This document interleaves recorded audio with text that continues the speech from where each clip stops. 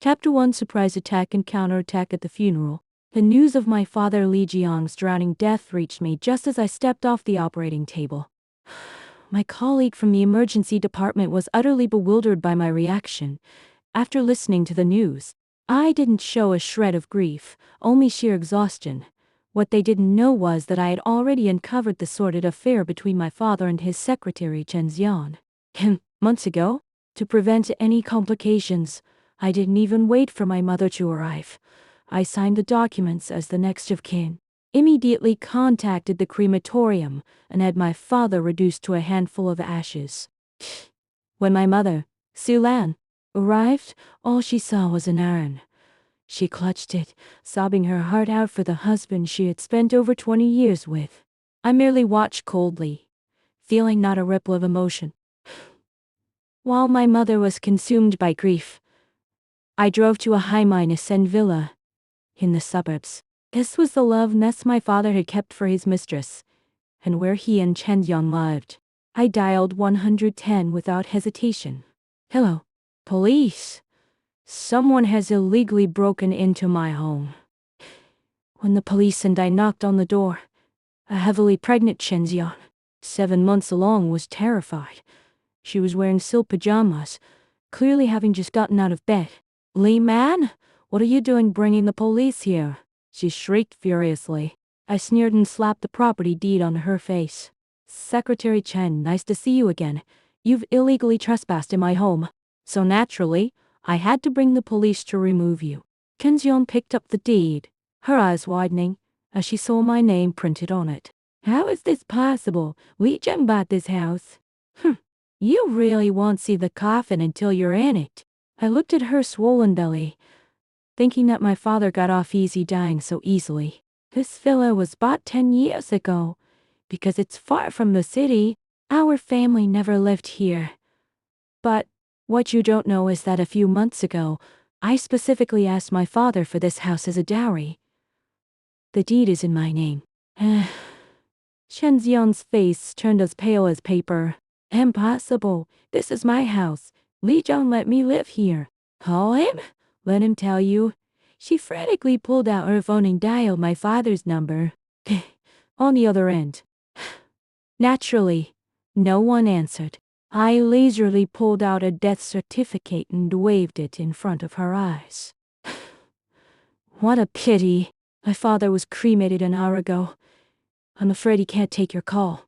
Chen Xian's expression was spectacular, as if she had just been struck by lightning. I turned to the police. "Officers, I demand she leave immediately, otherwise I will file charges for illegal trespassing." Under the police's witness, I had the moving company I had on standby quickly clear out all of my father's personal belongings from the house. As for Chen Xian, I watched her pack, not allowing her to take so much as a needle. "The luxury goods and jewelry my father bought, I have all the purchase records. If you dare touch them, I will see you for theft." I warned her.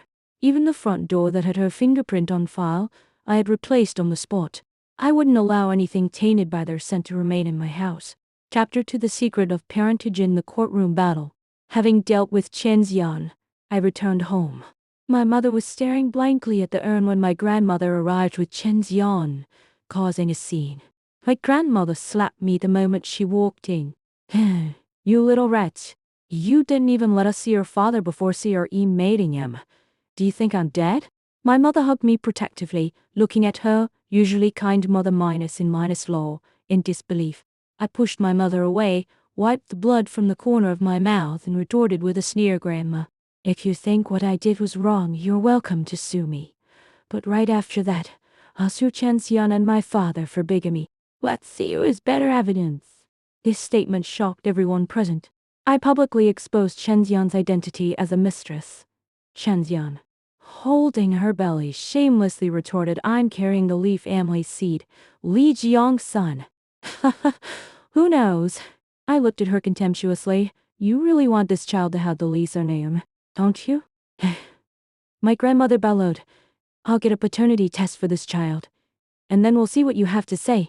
I turned to my secretary, who handed me a file. I threw the paternity test reports onto the coffee table. "Grandma, You didn't know, did you? My father has no blood relation to you, but he is the biological son of my grandfather. The reports showed that my father had no blood relation to my grandmother, but did to my grandfather. It turned out my grandfather had many romantic indiscretions in his youth, and even my father couldn't say for sure who his mother was. This was a secret my father had revealed while drunk, and I had seized the opportunity to get a sample and run the test. Seeing the black and white proof, my grandmother fainted on the spot. A few days later, my grandmother woke up and brought Chen Xian to our door again. She declared she wanted to reclaim the Li family's money and even wanted to divorce my mother on my father's behalf. I chuckled. Grandma, the Qing dynasty ended long ago. My parents weren't divorced. Even if we were to divide the estate, I get a share, my mother gets a share, and you, as the adoptive mother and guardian, would only get a third. As for the mistress, she gets nothing. Chen Xian refused to back down. But I'm carrying your father's flesh and blood. Is that so? Prove it first. Later, my grandmother and Chen Xian sued me and my mother in court. I presented my father's financial liquidation statement.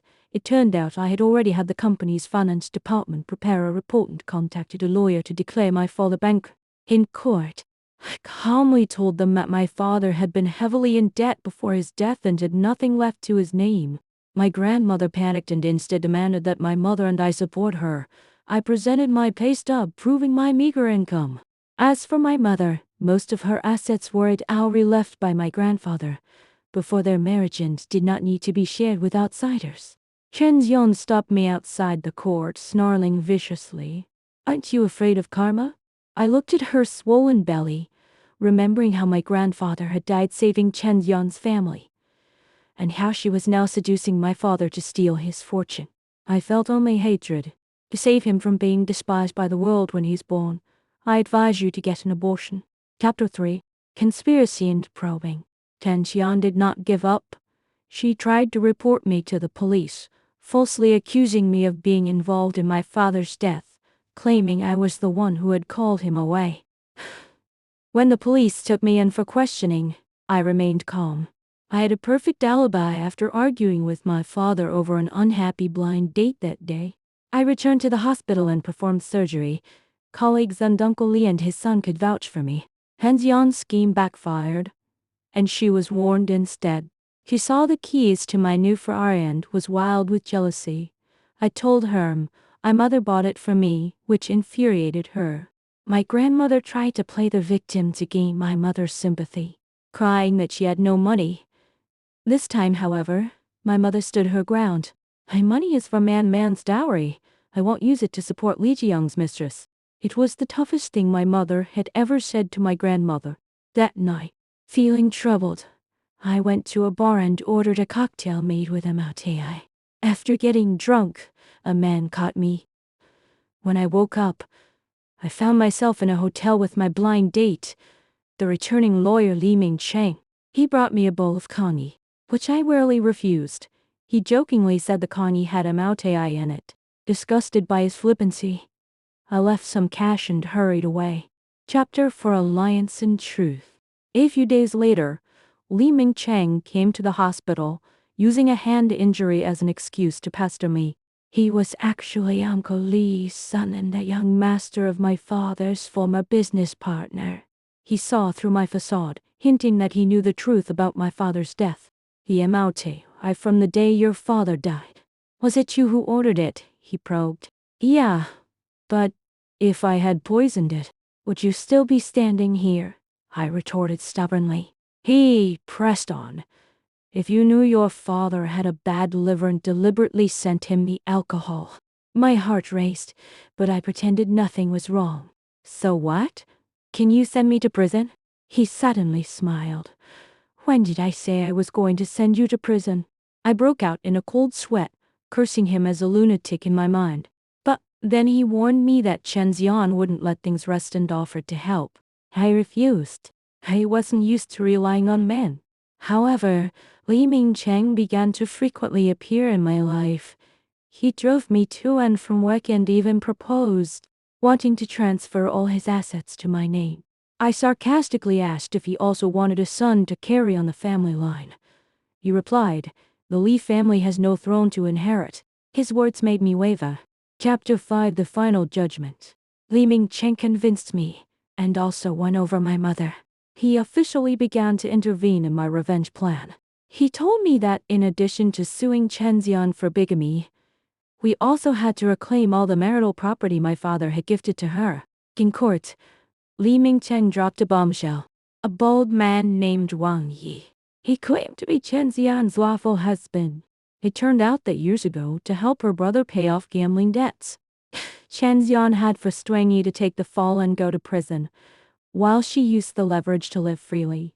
After Wang Yi was released, Chen Xian still tried to deny it. But with the marriage certificate right in front of her, she couldn't. Chen Xian was guilty of bigamy. Li Mingcheng pressed his advantage, presenting a list of all the assets my father had gifted Chen Xian on, demanding their full return. My mother, her eyes red, also accused, "It's my daughter's money." Chen Xian completely broke down. She not only faced prison time but also had to return all the property and face her imprisoned brother and her unborn child. Chapter 6. The Dust Settles. We left the courtroom in total victory. Chen Xian had tried to steal a chicken only to end up losing the rice. Her brother was arrested. She faced huge compensation, and the child in her belly had become a heavy burden. I stood before my father's grave, slowly telling him everything.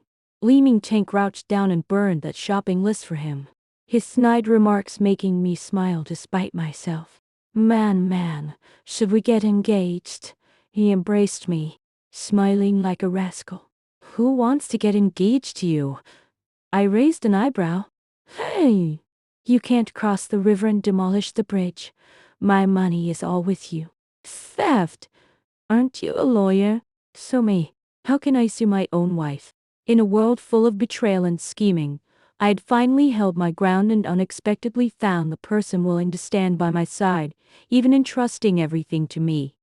After the flames of revenge were extinguished, I seemed to have also found a long-lost warmth.